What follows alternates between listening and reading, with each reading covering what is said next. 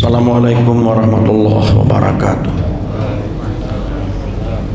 Innal hamdalillah nahmaduhu wa nasta'inuhu wa nastaghfiruh.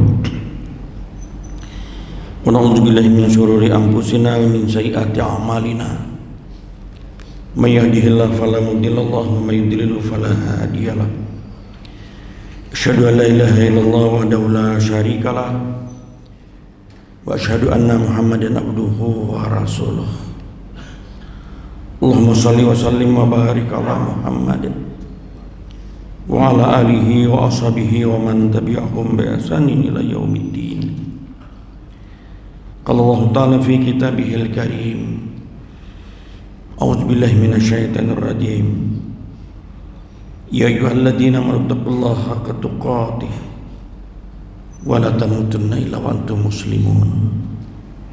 Ya ayuhan nasu taqu rabbakumul ladzi khalaqakum min nafsin wahidah wa khalaqa minha zawjaha wa batha minhuma rijalan katsiran wa nisaa wattaqullaha alladzi tasaaluna bihi wal arham innallaha kana 'alaikum raqiba. Ya ayyuhalladzina amanu taqullaha wa qulu qawlan sadida yuslih lakum a'malakum wa yaghfir lakum dzunubakum wa may yuti'illah wa rasulahu faqad faza fawzan 'azima. Bapak-bapak, ibu-ibu, saudara-saudara jamaah salat subuh Masjid Al-Mujahidin rahimakumullah. Pertama-tama sepatutnya lah kita memanjatkan puji dan syukur kehadiran Allah Subhanahu wa taala, di mana pada kesempatan subuh ini kita tetap diberikan Allah kesehatan, kekuatan lahir dan batin, dan dengan izin serta kehendak Allah pula berpautlah langkah kaki dan ayunan tangan kita hingga ringan hati kita datang ke masjid ini, terutama melaksanakan kewajiban kita salat subuh berjamaah, dilanjutkan dengan mengikuti pengajian rutin yang dilaksanakan oleh takmir masjid pada setiap subuh Rabu. Semogalah pengajian demi pengajian yang kita ikuti selama ini, baik dari subuh ke subuh, dari maghrib ke maghrib, benar-benar dapat menambah wawasan pemahaman kita terkait dengan masalah-masalah agama, lebih khusus yang terkait dengan masalah ibadah kita kepada Allah. Sehingga dengan rajinnya kita mengikuti kajian-kajian keagamaan seperti ini, mudah-mudahan kita benar-benar dapat beribadah sesuai dengan apa yang diperintahkan Allah dan beribadah sesuai dengan apa yang dikehendaki dan dicontohkan oleh Rasulullah. Karena dua itu nanti menentukan kualitas ibadah seseorang. Apakah ibadah yang kita lakukan memang benar-benar ada dasar perintah, baik perintahnya dari Al-Quran maupun dari sunnah Rasul. Kalaupun itu ada perintah, apakah kita lakukan sesuai dengan apa yang dicontohkan Rasulullah? Di tengah-tengah hari ini masih banyak saudara-saudara kita yang beribadah tanpa ada dasar. Di tengah-tengah hari ini masih banyak saudara-saudara kita yang beribadah tanpa berpola dan mencontoh pada Rasulullah. Karena itu kita wajib bersyukur bahwa kita hingga sampai saat ini tetap istiqomah, tegak lurus, mendasarkan pada ibadah. Adakah dasar? Qul hatu burhanakum in kuntum shadiqin. Datangkan dalil. Adakah dalil jika kamu orang yang benar? Dan beribadah mendasarkan hanya apa yang dilakukan oleh Rasulullah. Karena Rasul sudah terang-terangan menyatakan bahwa barang siapa yang melakukan suatu amalan yang tidak pernah kami perintahkan, bahwa raddun, maka amalan itu tertolak. Ini sudah terang-terangan Rasul menyatakan. Karena itu kita bersyukur, kita tetap istiqomah berada di dalam jalannya. Di bulan Rabiul Awal ini, tradisi kebiasaan masyarakat kita khususnya di Kalimantan Selatan, orang memperingati hari kelahiran Rasulullah. bagus dan itu sangat bermanfaat untuk menciptakan suasana keberagamaan di dalam masyarakat kita. Terkadang dilaksanakan dengan acara yang sangat besar dan bahkan mungkin mengeluarkan biaya yang cukup besar. Tapi pertanyaan kita, apakah kegiatan-kegiatan seperti itu memang sampai pada sasaran dan substansinya? Meskipun maulid tidak ada perintah, tidak ada larangan. Jangan sampai peringatan berubah menjadi perayaan. Apakah memang betul-betul itu dilaksanakan memberi ingat kepada kita? Jangan sampai mindset masyarakat kita berubah, peringatan berubah menjadi perayaan seremoni, sehingga timbul sikap salah satu mencintai Rasulullah dengan merayakan hari kelahirannya. Padahal Rasul bersabda, "Man ahya sunnati faqad ahabbani, wa man ahabbani kana ma'i fil jannah." Apa ujar Rasul? Siapa yang menghidup-hidupkan sunnahku, itulah orang yang mencintai aku. Dan orang yang mencintai aku nanti ia bersama-sama aku di dalam surga. Jadi kriteria orang yang mencintai Rasul itu ialah orang yang melaksanakan sunnah Rasul.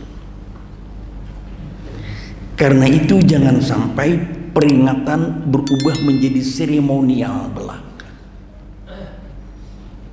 Bagus memang untuk menumbuhkan suasana keberagamaan, tapi Rasul sudah nyatakan kriteria orang yang mencintai Rasul, orang yang menghidup-hidupkan sunnah Rasul. Man ahya sunnati faqad ahabbani. Siapa yang menghidupkan sunnahku, itulah orang yang mencintai aku. Wa man ahabbani kana ma'i fil jannah.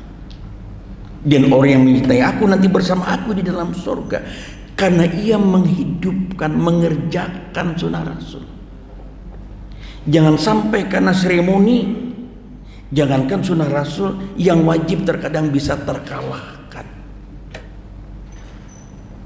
Sembahyang asarnya kah, para maghrib. Ini terkadang masyarakat kita lebih mengutamakan seremonial belaka.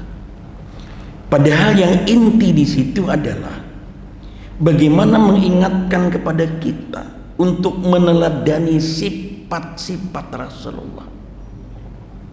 Di dalam Al-Quran kan dijelaskan, laqad kana lakum fi rasulillahi uswatun hasanah. Sungguh pada diri Rasul itu terdapat teladan, qudwah, sari teladan, contoh yang baik bagimu.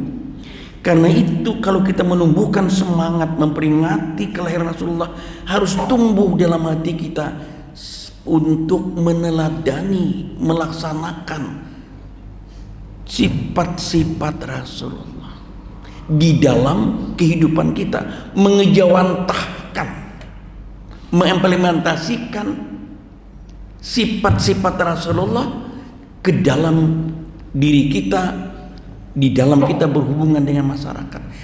Situ intinya sebetulnya.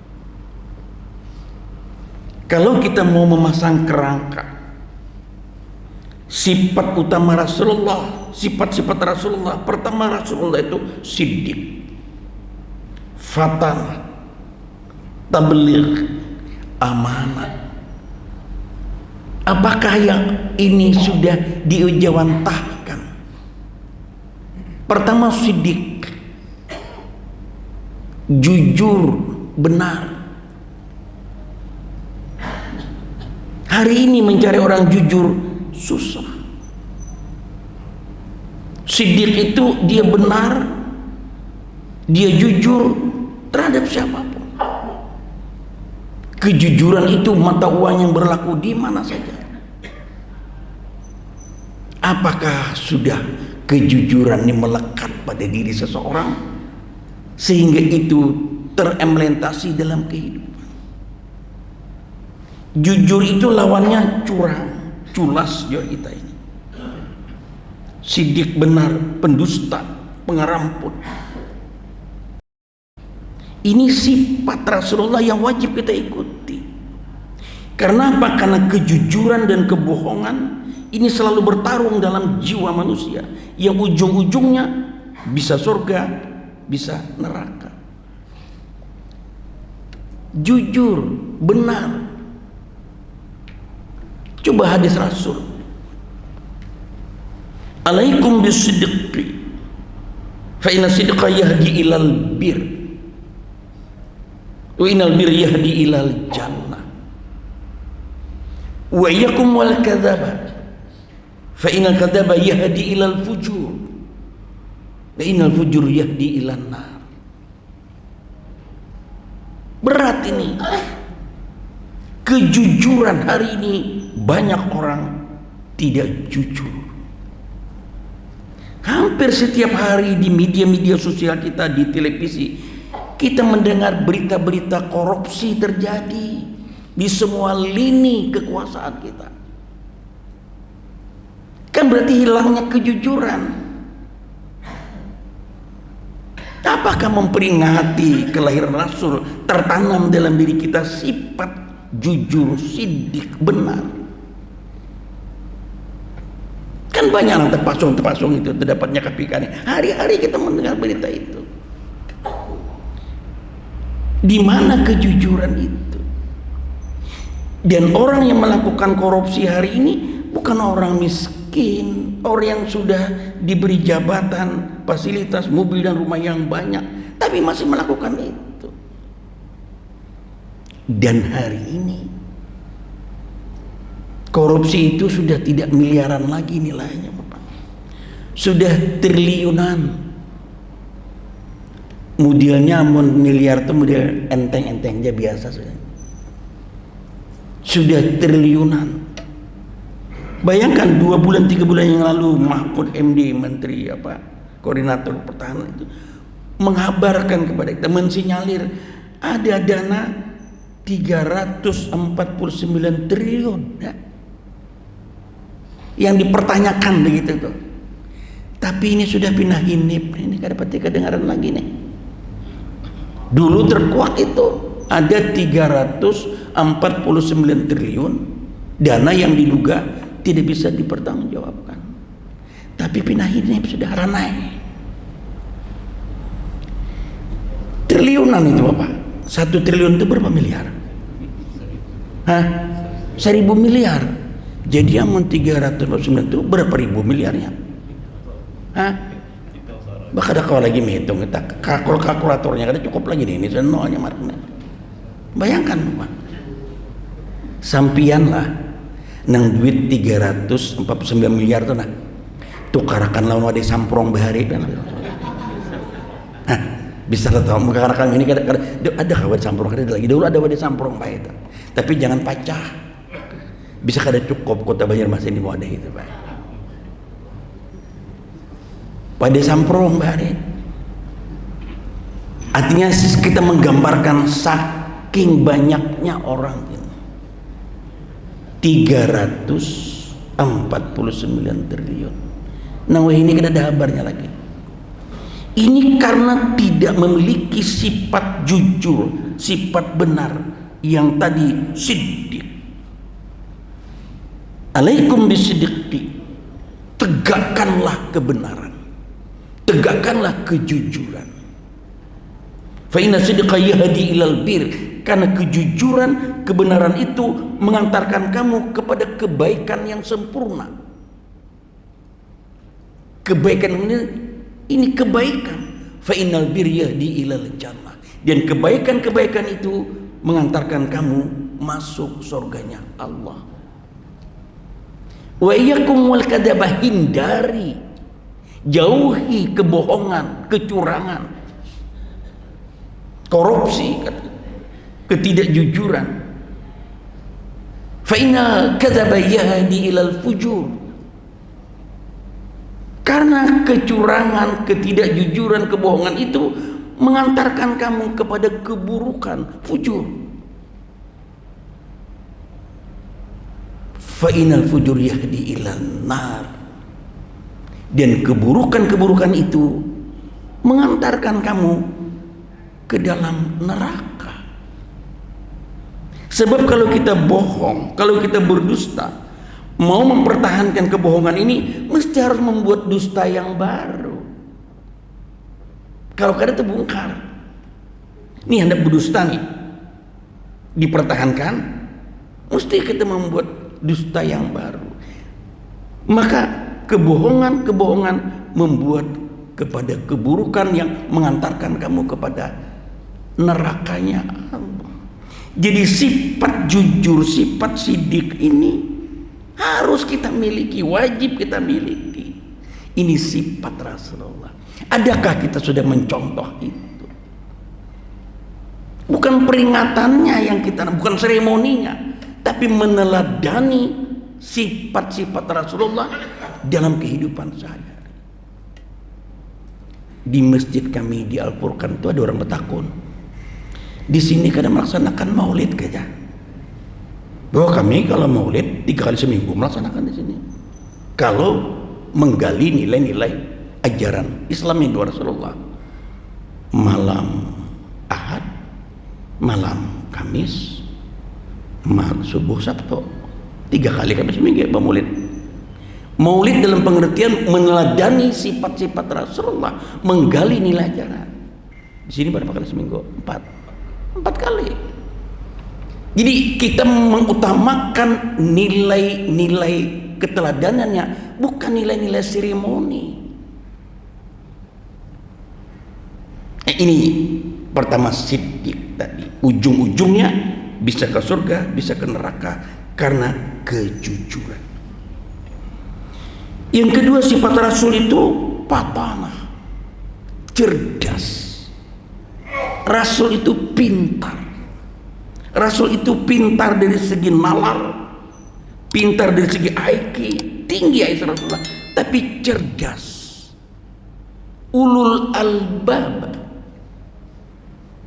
Ulul albab orang yang cerdas dalam perspektif agama, bukan orang yang banyaknya gelar saja.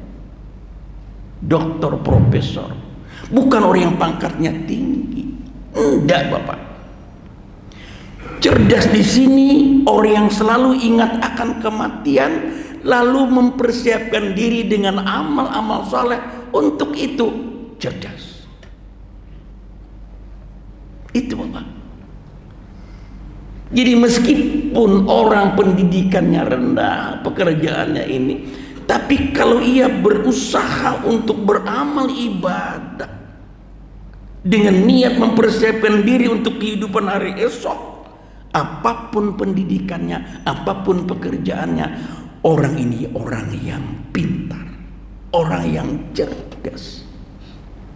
Biar dia pintar secara nalar, cerdas secara otak, tapi tidak tergiur untuk banyak melakukan amal-amal ibadah untuk hari akhirat. Belum cerdas lagi. Belum cerdas. Karena apa? Karena orientasi hidup kita bukan 10-20 tahun ke depan. Orientasi hidup kita ke akhiratan. Maka orang yang membuat ibadah-ibadah, membuahkan takwa, itulah orang yang cerdas. Karena apa? Di dalam Al-Quran, ya ayyuhalladzina amanu taqullah wal tanjur nafsum ma qaddamat liqad wattaqullah. Hai orang yang beriman, bertakwa kepada Allah. Hendaklah setiap diri, hendaklah setiap orang memperhatikan apa yang ia telah buat untuk hari esok. Wattaqullah. Bertakwalah kepada Allah. Allah menggunakan kata liqad di sini, esok. Habis malam tadi, esok ya hari ini. Lihat, maksudnya itu hari akhirat. Jadi esok di situ, akhirat itu dekat, Bapak. Kematian itu dekat. Hari-hari kita mendengar berita kematian. Kematian itu terjadi setiap saat. Jadi dikatakan, sudahkah kamu mempersiapkan diri dengan berbagai amal ibadah untuk menghadapi hari esok? Wattaqullah, bertakwalah kepada Allah. Karena takwa itulah nanti yang kita bawa menjadi bekal kita. Watazawwadu fa inna khairal jadi taqwa wattaquni ya ulil albab.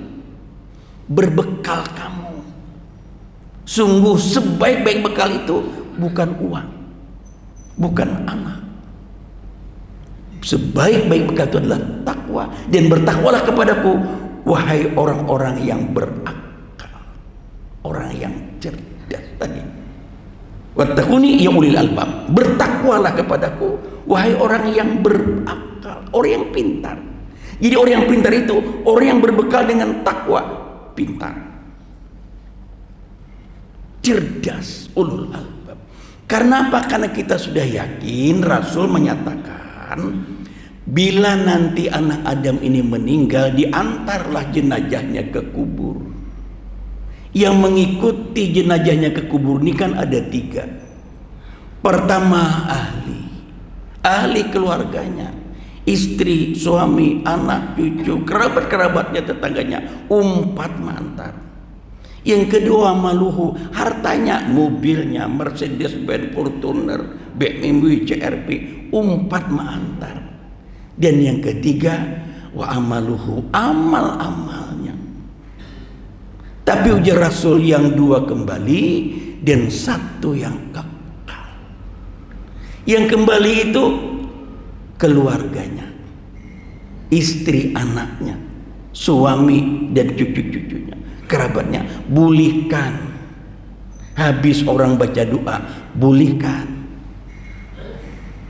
Meskipun dulu mungkin pernah berjanji, sayangku, marilah kita membina hidup berumah tangga sehidup semati, sayang. Pangarampot bapak. Mbak meninggal nang seekong, boleh jua. Yang kedua, harta-hartanya. Waktu dia meninggal diantarlah dengan mobil-mobilnya yang bagus tadi. Habis baca doa, bolehkan. Mengantar tadi mungkin jalan 80, begitu boleh jalan 100 bapak. Lebih laju lagi pada tadi mantar. Yang kekal itu Rasulullah, wa amaluhu, hanyalah amalnya. Itu aja yang kita bawa. Semuanya pada saat itu tidak ada gunanya, tidak ada artinya lagi. Yaumala yanfa'u malun wala banun illa man atallaha biqalbin salim. Pada hari itu tidak ada lagi manfaatnya harta sebanyak apapun kita miliki. Wala banun, tidak lagi manfaatnya anak-anak secerdas apapun kita miliki. Illa man atallaha biqalbin salim. Kecuali orang yang datang menghadap Allah dengan hati yang bersih, tentu dengan orang yang membawa bekal amal.